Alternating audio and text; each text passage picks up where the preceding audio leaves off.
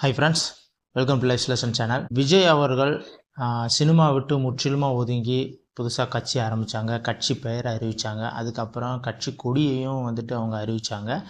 இதுக்கப்புறம் தன் கட்சியை ரொம்ப அதிகமாக பல மக்கள் கொண்டு போய் ரீச் ஆகணும் அப்படின்ட்டு செப்டம்பர் 23 தமிழ்நாட்டில் உள்ள அந்த விக்கிரவாண்டி பகுதியில் ஒரு மிகப்பெரிய மாநாடு தன் கட்சி சார்பாக நடக்கணும் அப்படின்னு நடத்தும் போது பல லட்சம் ரசிகர்கள், தொண்டர்கள், பொதுமக்களை கூட்டி அந்த மாநாட்டில் தன் கொள்கைகள் இன்னும் பல விஷயங்களை பேசி தன் கட்சியை மிகப்பெரிய கட்சியாக மாற்றணும் அப்படின்ற ஒரு எண்ணத்தில் விஜய் அவர்கள் இருந்தாங்க. ஆனால் இனிமேல் அந்த செப்டம்பர் 23 அன்னைக்கு அந்த மாநாடு நடக்குமா அப்படின்றது ஒரு கேள்விக்குறியாக தான் இருக்குது. அது ஏன்னு உங்கள் எல்லாத்துக்குமே தெரியும். அந்த மாநாடு நடக்கிறதுக்கு ஃபஸ்ட்டு எப்படி நடத்த போகிறீங்க, என்னென்னலாம் செய்ய போகிறீங்கன்னு ஒரு 21 கொஸ்டின் கேட்டிருந்தாங்க. அந்த 21 கொஸ்டினுக்கு ஆன்சர்லாம் ப்ரிப்பேர் பண்ணி சப்மிட் பண்ணுறதுக்குள்ளே ஒரு 4-5 நாள் முடிஞ்சு. அதுக்கப்புறம் அந்த பகுதியில் உள்ள போலீஸ் தலைமையகம் அந்த ஆன்சர்லாம் படித்து பார்த்துட்டு திரும்ப இவங்க ஒரு 33 கண்டிஷன் கொடுக்குறாங்க. இந்த மாநாடு நடத்தணும்னா இந்த 33 கண்டிஷனோட தான் நடத்தணும் அப்படின்னு சொல்லிட்டு இவங்க ஒரு பல விஷயங்கள் சொல்கிறாங்க. ஸோ இதன் அடிப்படையில் பார்த்தா இந்த மாநாடு செப்டம்பர் 23 நடக்கும்ன்றது மிகப்பெரிய சந்தேகம் தான்.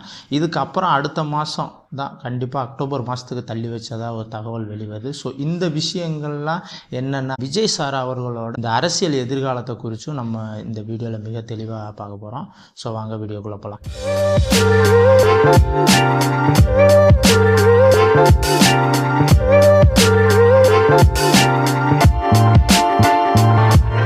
கட்சி மாநாடு, அதாவது செப்டம்பர் 23 நடக்க இருந்த இந்த மாநாடு செப்டம்பர் 23 நடக்காதுன்றது கிட்டத்தட்ட உறுதியாயிடுச்சுன்னு வச்சுக்கலாம்.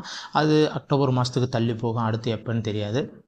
ஸோ இந்த மாநாடை ஏன் செப்டம்பர் 23 நடத்த முடியல அப்படின்னு உங்கள் எல்லாத்துக்கும் மேக்ஸிமம் தெரிஞ்சிருக்கும். அதாவது கவர்மெண்ட்டு அவங்க மக்கள் மேலே ரொம்ப அக்கறையாக இருக்கிறாங்க. மக்களுக்கு எந்த வித இடையூறும் ஆகக்கூடாது அப்படின்னு சொல்லி அவங்க வியூவில் அவங்க சைடில் இருந்து இவ்வளோ கண்டிஷன்ஸ், இவ்வளோ கேள்விகள் எழுப்புகிறாங்க. அது அவங்க தரப்புல இருந்து பார்த்தா பொதுமக்களுக்கு இடையூறு விளைவிக்கக்கூடாது, இந்த கட்சி மாநாடு எந்தவித இடையூறும் இல்லாமல் நடந்து முடியணும் அப்படின்ற ஒரு விஷயத்தை அவங்க எடுத்துரைச்சாலும் அந்த 21 கொஸ்டின்ஸு, அந்த 33 கண்டிஷன்ஸு இதெல்லாம் பார்க்கும்போது கிட்டத்தட்ட என்ன தெரியுதுன்னா, மாநாடே நடத்த விடக்கூடாது. அப்படியே அந்த மாநாடு நடந்தாலும் ஒரு உப்பு சப்பு இல்லாமல் அந்த மாநாடு நடந்து முடியணும். அந்த மாநாட்டினால அந்த கட்சிக்கு எந்த ஒரு பிரயோஜனமும் ஏற்படக்கூடாது.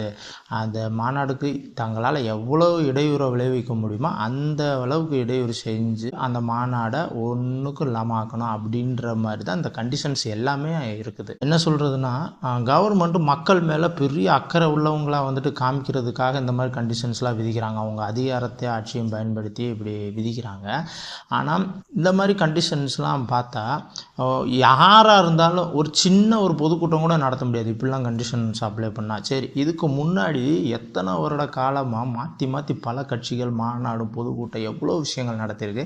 அது எல்லாத்துக்குமே இவ்வளோ கண்டிஷன்ஸ் அப்ளை பண்ணாங்களா அப்படின்னு கேட்டால் கண்டிப்பாக கிடையாது. இது கிட்டத்தட்ட அப்பட்டமாக தெரியுது. விஜய் அவர்களையும் அந்த கட்சியும் வளரவே விடக்கூடாது, நமக்கு போட்டியாக எழும்பவே விடக்கூடாது அப்படின்ற ஒரு விஷயம் அப்பட்டமாக தெரியுது. நீங்களே பாருங்கள், இந்த மாநாடை நடத்துறதுக்கு மாநாடு எவ்வளோ ஏக்கரில் மாநாடுக்கு நீங்கள் செட் அமைக்க போகிறீங்க, அந்த மாநாடுக்கு எவ்வளோ பேர் வாராங்க, எங்கேருந்தெல்லாம் வராங்க, எந்தெந்த வழியிலேருந்து அந்த மாநாடு நடக்கிற இடத்துக்கு சேருவாங்க, அந்த மாநாடுக்கு சேர்ற அந்த ரோடுகள்லாம் கரெக்டாக இருக்குதா, எத்தனை பஸ்ஸு வருது, உங்களோட எத்தனை பொதுமக்கள், எத்தனை தொண்டர்கள் வராங்க, அவங்க எல்லாத்துக்குமே என்னென்ன சாப்பாடெல்லாம் நீங்கள் அரேஞ்ச் பண்ணியிருக்கீங்க, அந்த வாகனங்கள்லாம் எங்கெங்கெல்லாம் நிறுத்துவாங்க அப்படின்னு பல கேள்விகள். சரி, இந்த இவ்வளோ கேள்விகளுக்கும் ஆன்சரை சப்மிட் அதுக்கப்புறம் அவங்க என்ன ஒரு 33 கண்டிஷன் விதிக்கிறாங்க. எது மாதிரினா, இவங்க இந்த ரூட்டில் தான் இங்கே சேரணும், இத்தனை பேர் தான் வரணும் மாநாட்டுக்கு, இவங்க எல்லாருமே இத்தனை மணிக்குள்ளே வந்துடணும், இத்தனை மணிக்குள்ளே தான் மாநாடு நடத்தணும், அதுக்கப்புறம் இவங்க இங்கே தான் அவங்களோட வாகனங்கள்லாம் நிப்பாட்டணும்,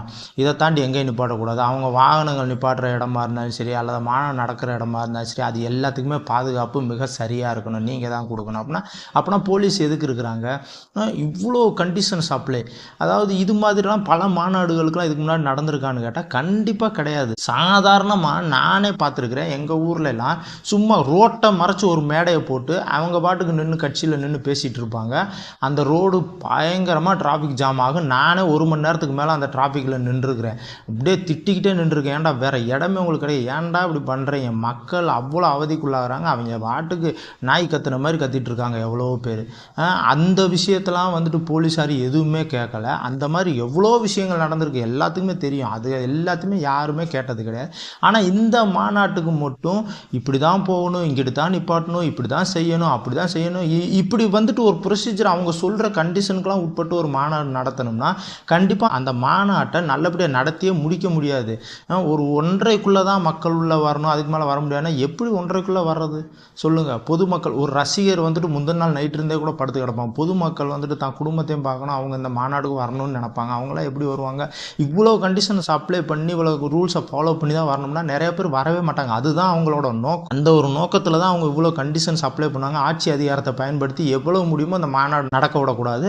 அப்படியே இந்த மாநாடு நடந்தாலும் இந்த மாநாடு மூலயமா எந்த ஒரு பிரயோஜனமும் விஜய் அவர்களுக்கு ஏற்படக்கூடாது அப்படின்ற நோக்கத்தில் இவ்வளோ கண்டிஷன்ஸ் அப்ளை பண்ணி இவ்வளவு பிரச்சனைகளை அவருக்கு கொடுக்குறாங்க. இது வந்துட்டு எந்த விதத்துலையுமே ஒரு சரியான ஒரு போக்கு இல்லை அப்படின்றது தான் என்னோட கருத்து. அதாவது ஒரு மனிதர் வாராங்க, ஒரு மனிதர் எந்த ஃபீல்டில் வேணாலும் அவங்க சூஸ் பண்ண ஃபீல்டில் போகலாம். அதுக்கு முன்னாடியே அந்த ஃபீல்டில் பெரிய ஆளாக இருக்கவங்க எங்கே இவர் வந்தால் நம்ம வந்துட்டு தோற்றுருவோமா அப்படின்னு பயந்துக்கிட்டு அவர் வர்றதுக்கு முன்னாடியே அவரை முடக்க நினைக்கிறது வந்துட்டு ரொம்ப ரொம்ப தவறான செயல். நீங்கள் உங்கள் ஆட்சியை நீங்கள் தக்க வைக்கணும், நீங்கள் பெரிய ஆளாகவே இருக்கணும் அப்படின்னா நீங்கள் நல்ல நல்ல கொள்கைகளையும் நல்லது மக்களுக்கு செய்கிறதுலையும் முன்னுக்க வந்து அந்த மக்கள் மனசில் இடம் பிடிச்சி நீங்கள் உங்கள் ஆட்சியை தக்க வைக்கணும்.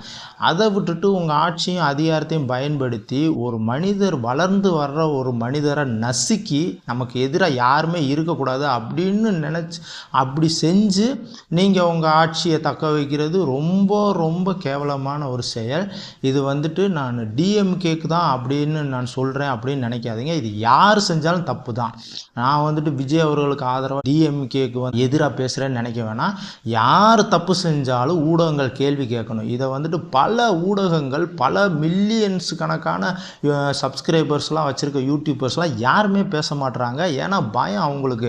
அவ்வளோ மில்லியன்ஸ் வந்துட்டு நீங்கள் சப்ஸ்கிரைபர் வச்சு என்ன பிரயோஜனம்? ஒரு உண்மையை எடுத்து சொல்லுங்கள் தயவுசெய்து. எல்லா யூடியூபர்ஸுக்கும் நான் கேட்டுக்கிறது ஒன்று, ஒரு விஷயம் தவறு நடக்குது, ஒரு உண்மையை நீங்கள் உறக்க சொல்லணும் அப்படின்னா தயவுசெய்து சொல்லுங்கள். உங்களுக்கு ஏதாவது ஆயிருமா, நமக்கு வருமானம் நின்றோம், நம்ம யூடியூப் சேனலுக்கு ஏதாவது நம்மளுக்கு ஏதாவது ஆயிருன்ட்டு நீங்கள் பார்க்குற தப்புகள்லாம் கண்டுக்காமல் விட்டுட்டு போகிறது, அது வந்துட்டு நீங்கள் யூடியூப் சேனல் நடத்துறது, நீங்கள் பல விஷயங்களை சொல்கிறதுக்கு பிரயோஜனமே இல்லை. ஒரு சில நல்ல யூடியூபர்ஸ் இருக்காங்க, அவங்க வந்துட்டு நடுநிலையாக நின்று கண்டிப்பாக கேள்வி கேட்குறாங்க. இன்னும் ஒரு சிலர் இருக்காங்க, அதாவது ஒரு கட்சி ஒரு பார்ட்டியை மட்டும் சார்ந்தவங்க, அவங்க அடுத்த எதிர்கட்சி வந்துட்டு அவங்களுக்கு பிடிக்காத ஒரு கட்சி தப்பு செய்யும்போது அதை வந்துட்டு சுட்டி காட்டி ரொம்ப பேசுவாங்க. ஆனால் தான் கட்சியில் தப்பு நடந்தால் அதை வாயே திறக்க மாட்டாங்க. அப்படி உள்ள யூடியூபர்ஸ் நிறையா பேர் இருக்கிறாங்க. ஸோ அந்த மாதிரி இல்லாமல் காமனாக நிறையா மில்லியன்ஸு சப்ஸ்கிரைபர் வச்சுருக்க நிறைய யூடியூபர்ஸ் இருக்காங்க. அவங்கெல்லாம் பயந்துட்டு இதை பற்றியே பேச மாட்டாங்க. ஐயோ ஆட்சி அதிகாரத்தில் எதிர்த்து பேசக்கூடாது, பேசினா நம்மளுக்கு ஏதாவது ஆயிரும் அப்படின்னு நினச்சிட்டு நிறைய யூடியூபர்ஸ் இருக்காங்க. அப்படி யூடியூபர்ஸ்லாம் இருந்து அவங்க பேசுகிறதுல எந்த ஒரு பிரயோஜனமும் இல்லை. அதுவும் ஒரு விதத்தில் அது வந்துட்டு செல்ஃபிஷ் தான் என்ன கேட்டால். அதனால் கண்டிப்பாக எந்த ஒரு இடத்துல தவறு நடந்தாலும், நாளைக்கு விஜய் சாரே ஒரு விதத்தில் தவறு செஞ்சாலும் அதையும் தட்டி கேட்கணும். யார் தவறு செஞ்சாலும் தட்டி கேளுங்க. அதுதான் ஒரு சோசியல் மீடியாவில் இருக்கவங்களோ யூடியூபர்ஸோ ஒரு நல்ல பண்புன்னு நான் நினைக்கிறேன். யூடியூபர்ஸ் ஒரு பக்கம் இருந்தாலும் அவரோட இருக்க சக நடிகர்கள் யாருமே இதை குறித்து ஒரு கண்டனமோ ஒரு எதிர்ப்போ எதுவுமே தெரிவிக்கலை. அவங்க உண்டு, அவங்க வேலை உண்டு, நமக்கு எதுக்குப்பா வம்பு? யார் எங்கே இலவு விழுந்தாலும் சரி, எங்கே என்ன நடந்தாலும் சரி, நம்ம படம் நடிக்கிறோமா சம்பாதிக்கிறோமா போனோமான்ட்டு இன்னும் பல மூத்த நடிகர்கள் இருக்கிறாங்க. அவங்கெல்லாம் வந்துட்டு எதை பற்றி போய் கேள்வி கேளு, எதுக்கு நம்ம பகை, எதுவுமே தெரியாது அப்படின்னு சொல்லிட்டு எவன் எக்கேடு கட்டு போனால் என்ன, நம்மகிட்ட நிம்மதியாக யாருக்கும் பகை இல்லாமல் சந்தோஷமாக வாழ்ந்தால் சரின்ட்டு இன்னும் எவ்வளவோ செல்ஃபிஷ் பர்சன்லாம் இந்த சக நடிகர்கள் அந்த சினிமா துறையிலே இருக்கிறாங்க. அவங்கெல்லாம் என்ன சொல்கிறதுனே தெரில. ஒரு மனுஷன் தன்னோட பீக்கில் இருக்க காலத்தில் அந்த சினிமா வாழ்க்கைக்கே முழுக்க போட்டு நான் மக்கள் பணி செய்ய வரேன் அப்படின்னு வர்றவருக்கு ஏன் ஆதரவு தெரிவிக்க மாட்டாங்கன்னு எனக்கே தெரில. அவர் வந்து கெட்டது செஞ்சால் அவரையும் தான் நம்ம தட்டி கேட்கணும், கண்டிப்பாக தட்டி கேட்கணும். ஆனால் வரும்போதே வந்துட்டு நசுக்கி வரவிடக்கூடாதுன்னு சொல்கிற பல ஊடகங்கள் பல கட்சிகள் பல விஷயங்களை வந்துட்டு கண்டிப்பாக தட்டி கேட்கணும். இது டெமோக்ரஸி உள்ள நாடு, யாருக்கு வேணாலும் அனுமதி இருக்குது. அந்த மாதிரி வர்ற ஒவ்வொருத்தையும் வரவேற்கணும். ஸ்ட்ராங்கான எதிர்க்கட்சிகள் இருக்கணும். அப்போ தான் நாட்டுக்கு நல்லது நடக்கும்னு நான் என்னோட பல வீடியோக்கள்லையும் சொல்லியிருக்கிறேன். ஸோ தயவுசெய்து ஆதரவு கொடுங்க. இன்னொரு முக்கியமான விஷயம் என்னென்னா, ஒரு ஆட்சி அதிகாரத்தில் இருக்கவங்க தான் நினச்சது என்ன வேணாலும் செய்ய முடியும் அப்படின்ற ஒரு விஷயம் இருந்துச்சுன்னா, இது வந்துட்டு எங்கே டெமோக்ரஸி, அதாவது டெமோக்ரஸி அப்படின்ற ஒரு போர்வைக்குள்ளே ஒரு சர்வாதிகாரம் நடக்கிற மாதிரி தான் வந்துட்டு எனக்கு தோணுது. எப்படின்னா, ஆட்சி அதிகாரத்தில் இருக்க கட்சியானது அவங்க நினச்சா கார் ரேஸ், அந்த ஃபார்முலா 4ன்ற அந்த கார் ரேஸை வந்துட்டு நடத்த முடியும். அதாவது அது நடத்துறதுக்குரிய சூழ்நிலை இருக்குதா சென்னையில்னு கேட்டால் கண்டிப்பாக கிடையாது. அதனால பொதுமக்கள் பல பேர் பாதிக்கப்படும் கூடும். பல விஷயங்கள் பொதுமக்களுக்கு அகைன்ஸ்டாக கூட நடக்க வாய்ப்பு இருக்குது. ஆனாலும் அதை நடத்தணும் அவங்க முடிவு பண்ணிட்டா அது கண்டிப்பாக நடக்குது. அது எவ்வளவோ பணம் செலவு பண்ணி, பல கோடிகள் செலவு பண்ணி பல விஷயங்கள் தங்களை சாதகமாக மாற்றிக்கிட்டு அதை நடத்தணும்னு நினச்சாங்கன்னா அதை நடத்த முடியுது. ஆனால் ஒரு சாமானிய மனிதன் அவர் நினச்ச ஒரு விஷயத்தை செய்யணும்னா 1008 கண்டிஷன் போட்டு அதெல்லாம் நடந்துச்சுன்னா நமக்கு தான், கட்சிக்கு தான் ஆபத்து, நமக்கு கட்சிக்கு தான் எதிராக முடியும்னு நினச்சிட்டு அதை அப்படியே அமுக்கணும்னு நினைக்கிறது, அது வந்துட்டு கண்டிப்பாக சர்வாதிகாரம் தான் நான் சொல்ல முடியும். அது எப்படி டெமோக்ரஸியாக இருக்க முடியும்? ஸோ மக்களை தயவு செய்து உண்மைக்கு துணை நின்றுங்க. உண்மையை தயவு செய்து எடுத்து கூறுங்க. பல மக்களுக்கு உண்மையை எடுத்து சொல்லுங்கள். பயப்படாமல் பல உண்மைகளை எடுத்து சொல்லுங்கள். யார் தவறு செஞ்சாலும் அதை சுட்டி காட்டுங்க. யாருக்கோ என்னமோ நடக்குது நமக்கென்ன அப்படின்னு நீங்கள் நினச்சிட்டு போனீங்கன்னா நாளைக்கு உங்களுக்கும் அப்படி தான் நடக்கும். ஒவ்வொரு விஷயத்துலையும் இது வந்துட்டு ஒரு தனிப்பட்ட மனிதன், தனிப்பட்ட கட்சியோட விஷயமா பார்க்காதீங்க. அதாவது இது பொதுவாக பாருங்கள். நான் டிஎம்கே அப்படின்னு நான் சொல்லலை. டிஎம்கே இடத்துல ஏடிஎம்கே இருந்தாலும் சரி, இல்லை பிஜேபி இருந்தாலும் சரி, இல்லை காங்கிரஸ் இருந்தாலும் சரி, எந்த கட்சி அங்கே ஆட்சியில் நின்று யார் இந்த மாதிரி குடைச்சல் கொடுத்தாலும், அதாவது ஒரு தனி மனித சுதந்திரத்துக்கு ஒரு குடைச்சல் கொடுத்தாலும் இதை பற்றி கண்டிப்பாக கேட்கணும். ஏன்னா நீங்களும் நாளைக்கு ஏதாவது ஒரு விஷயம் செய்யலாம், நானும் நாளைக்கு ஏதாவது ஒரு விஷயம் செய்யணும்னு நினைக்கலாம். உங்களை வந்துட்டு அதிகாரத்தை பயன்படுத்தி முடக்குவாங்க, ஒடுக்குவாங்க, அவங்க உங்களை வந்துட்டு கஷ்டப்படுத்துவாங்க. அப்போ வந்துட்டு என்ன பண்ணுவீங்க? நீங்கள் அப்பையும் நீங்கள் தனியாக தான் கத்திட்டு இருக்கணும். உங்களுக்காக யாருமே வரமாட்டாங்க. ஸோ இது டெமோக்ரஸி உள்ள நாடுனா எல்லா மனிதனுக்கும் எந்தவித இடையூறும் இல்லாமல் ரூல்ஸை ஃபாலோ பண்ணி எல்லாமே செய்ய அவங்களுக்கு உரிமை உண்டு. நீ இதெல்லாம் செய்யக்கூடாது, நீ இப்படிலாம் பண்ணக்கூடாது அப்படின்னு சொல்கிறதுக்கு யாருக்குமே உரிமை கிடையாது. ஸோ நான் என்ன சொல்ல வரேன்னா, இப்போ விஜய் அவர்கள் கட்சி ஆரம்பித்து அவர் மாநாடு நடத்தணும், நீ இப்படிலாம் செய்யக்கூடாது, இப்படிலாம் பண்ணக்கூடாது அப்படின்னு அவங்க சொல்லாமல் இது எப்படிலாம் பண்ணணுமோ அதெல்லாம் செயலில் காட்டுறாங்க. அவங்க வாயை திறந்து இதை செய்யக்கூடாது, நீ கட்சி ஆரம்பிக்கக்கூடாது, உங்கள் கட்சியை நாங்கள் நசுக்குவோம், உங்களை வளர விட மாட்டோம் அப்படின்னு வாயை திறந்து சொல்லலை. ஆனால் அவங்க செய்கிற செயல்லாம் அப்படி இருக்குது. நான் ஏற்கனவே என்னோடய பழைய வீடியோலையும் சொல்லியிருக்கிறேன். விஜயகாந்த் சாரையும் இதே மாதிரி தான் அப்போ உள்ள அந்த கட்சி ஆளுங்கட்சியானது நசுக்குச்சு. பல போராட்டங்கள் மத்தியில் அவர் வந்தாங்க. ஆனால் பொதுமக்களோட சரியான ஆதரவு இல்லாமல் அந்த கட்சி இன்றைக்கி நசுங்கி போயிடுச்சு. அந்த மனிதனே இழந்தாங்க. ஸோ அதே நிலைமை விஜய் சாருக்கும் ஏற்பட்டுறக்கூடாது. அவங்க போனதுக்கப்புறம் இன்றைக்கி கடவுள்னு கொண்டாடி ஒரு பிரயோஜனமும் இல்லை. தயவு செய்து சொல்கிறேன், உண்மைக்கு உறுதியாக நின்றுங்க. அதாவது நான் எந்த கட்சியும் குறை சொல்லணும், எந்த கட்சி உயர்த்தி சொல்லணும்னு நான் நினச்சி சொல்லலை. எல்லா கட்சிகளும் இருக்கணும், சரிசமம் பலமான கட்சிகள் இருக்கணும். அப்போ தான் தமிழ்நாட்டுக்கு நல்லது நடக்கும். ஒரு கட்சி தப்பு செஞ்சால் இன்னொரு கட்சி அதை தட்டி கேட்குற மாதிரி இருக்கணும். அதாவது நான் தப்பு செஞ்சால் என்னை தட்டி கேட்குறதுக்கு யாருமே இருக்கக்கூடாது அப்படின்னு நசுக்கிறது மிகப்பெரிய டேஞ்சரான ஒரு செயல், நாட்டுக்கு நல்லது கிடையாது. ஸோ அதனால் பொதுமக்கள் உண்மைக்கு உறுதுணையாக நின்றுங்க, உண்மைக்கு ஆதரவாக நில்லுங்க. அதை நான் இந்த வீடியோ மூலிமா உங்களை கேட்டுக்கிறேன். விஜய் சார் அவர்களோட அந்த அரசியல் எதிர்காலத்தை குறித்து சின்னதாக ஒரு விஷயம் சொல்லணும்னு நான் ஆசைப்பட்றேன். என் மனசில் பட்டதை சொல்கிறேன், யாரும் தப்பாக எடுத்துக்க வேண்டாம். அதாவது என்னென்னா, இப்போ விஜய் சார் அவர்கள் ஒரு இடத்துல உட்காந்துக்கிட்டு, அதாவது அவர் எந்த விதத்துலையும் கிரவுண்டில் இறங்கி ஒர்க் பண்ணாமல் எல்லா விஷயத்துக்கும் புஷியானந்த் அவர்களையும் அவரை சேர்ந்த மற்றவர்களையும் வந்துட்டு ஃபஸ்ட்டு அனுப்பிச்சு அந்த இடத்துல எல்லாத்தையும் ப்ரிப்பேர் பண்ணிட்டு செட் பண்ணிவிட்டு கடைசியில் இவர் கையை காமிக்கிறனாலே 4 விஷயம் பேசுகிறனால எந்த மாற்றமுமே ஏற்பட போகிறது கிடையாது. விஜய் சார் அவர்கள் கிரவுண்டில் இறங்கி மக்களை சந்திக்கணும். இது என்னோட வேண்டுகோள். ஏன் நான் சொல்கிறேன்னா, இப்போ நீங்கள் நினைக்கலாம் உதயநிதி அவர்களும் முதல்வர் மு க ஸ்டாலின் அவர்களும் இப்படி தானே பண்ணுறாங்க, அதே மாதிரி தான் நானும் பண்ணுவேன், நானும் ஒரு கட்சிக்கு தலைவர் அப்படின்னு நினச்சாலும் அவங்க அவங்களோட தாத்தா பாட்டன் பூட்டன் போட்டு வச்ச ரோட்டில் நடக்கிறாங்க. அவங்களது ஸ்ட்ராங்காக இருக்குது. நீங்கள் இப்போ தான் ரோடு போடவே ஸ்டார்ட் பண்ணுறீங்க. ஸோ நீங்கள் அந்த மாதிரி இருந்தால் எந்த விதத்தில் வேலைக்கு ஆகாது. எடுத்துக்காட்டுக்கு அதுக்கு ஒரு சினிமா ஃபீல்டை கூட எடுத்துக்கோங்களேன். நீங்கள் வரும்போது கிட்டத்தட்ட ரஜினி சார் கையை காட்டினாவே பல கோடி மக்கள் அவருக்காக குரல் கொடுக்க இருந்தாங்க. அவரோட படம் சும்மா பிச்சுக்கிட்டு ஓடும். அந்த டயத்தில் அவர் சூப்பர் ஸ்டாராக இருந்தாங்க. ஸோ நீங்கள் அந்த டயத்தில் வந்தப்போ நீங்களும் கையை காமிச்ச உடனே அதே மாதிரி மாறிட முடியுச்சா? இல்லை நீங்கள் உங்கள் படங்களை அப்படி வசூல் பண்ண முடிஞ்சா? நீங்களும் சூப்பர் ஸ்டாராக இருந்தீங்களா? இல்லை. உங்களை பல பேர் பல விமர்சனங்கள் பேசுனாங்க, கேவலமாக பேசுனாங்க, உங்கள் படங்கள்லாம் ஃப்ளாப்பு அந்த மாதிரி தானே இருந்துச்சு. அதுக்கப்புறம் நீங்கள் உழைச்சி படிப்படியாக முன்னேறி இன்றைக்கி அந்த ஸ்டேஜில் வந்து நின்னா சேம் கான்செப்ட் தான் அரசியல்லையும். நீங்கள் கிரவுண்டில் இறங்கி ஒர்க் பண்ணணும். எல்லாத்துக்கும் புஷி ஆனந்த் சார் மாதிரி மற்றவங்களை நீங்கள் முன்னுக்கு அனுப்பிச்சி விட்டு எல்லாத்தையும் செட் பண்ணி வச்சுட்டு கடைசியில் நான் வந்து கேட்காமனா எந்த விதத்துலையும் வேலைக்கு ஆகாது. இப்போ நான் உங்களுக்காக நான் ஓட்டு போடுவேன்னு கூட வச்சுக்கோங்களேன். ஆனால் என்னுடைய தாய் தகப்பன் உங்களுக்கு ஓட்டு போடுவாங்களா? நீங்கள் யாருன்னு கூட அவங்களுக்கு தெரியுமா? தெரிஞ்சாலுமே ஓட்டு போகிற அளவுக்கு தெரியுமா? அவங்க காதில் எல்லாம் 50-60 வருஷமாக டிஎம்கேன்னு ஊறி போயிருக்கு. அவங்களெலாம் எப்படி மாற்றுறது?